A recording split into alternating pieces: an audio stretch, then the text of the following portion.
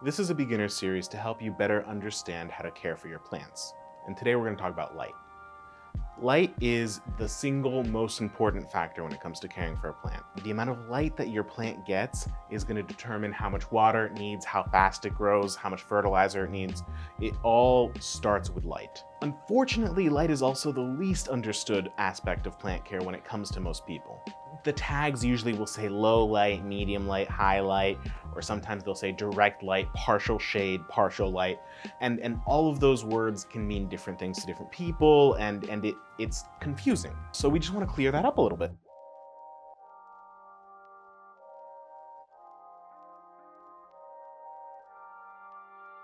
If you're trying to determine how much light a specific area has so you know what kind of plant you can put there, all you have to do is look at your shadow. An area that has high light, you'll have a very well-defined shadow, and you'll see this on screen. For a good portion of the day, we're talking a couple of hours. Medium light, you're still gonna have a shadow, you're still gonna be able to tell what's casting that shadow, but it'll be a little bit fuzzy. And then a low light, it's a very light shadow. Look, when a plant says low light, that means it tolerates low light.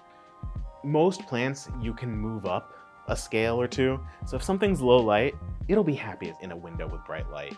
It'll just grow faster, need a little more water.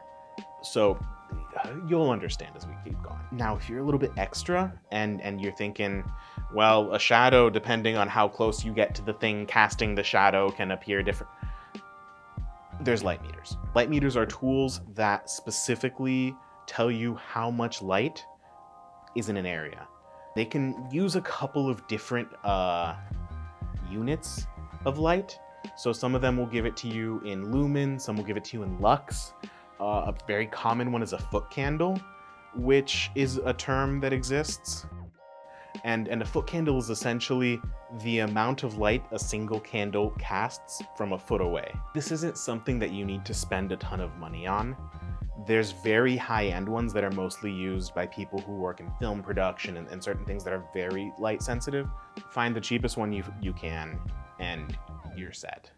So low light, you're looking at about 100 to 200 foot candles, then medium light's 200 to 400, and bright light or high light is 400 all the way up to 800 foot candles.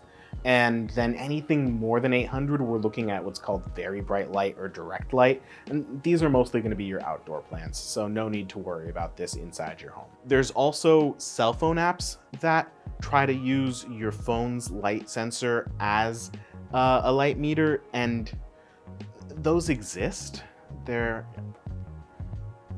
I personally would not recommend them. If you're going for a cell phone thing, I think that the shadow test is better. So we're gonna get into different light sources now. The obvious main one that we all use is the sun. It's up there somewhere. Basically, sunlight gets into houses via windows, and your window orientation has a lot of effect. East or west facing windows obviously let a lot of sunlight in during the portions of the day where the sun is not directly overhead, and that can provide hours and hours of really great sunlight for your plants. The other one to consider is a south facing window, especially in the wintertime when the sun hangs a little bit lower in the sky in North America, northern hemisphere really. So Europe, you're chilling too. Though there are some additional things to pay attention to when it comes to windows. Anytime you have trees or anything that's between the sun's path and your window, that's gonna cut down on your light in a major way. The distance that you have your plant from the window also plays a pretty big role in determining the intensity, so make sure that you measure right where you're gonna keep your plant. The size of the window is also a big contributor.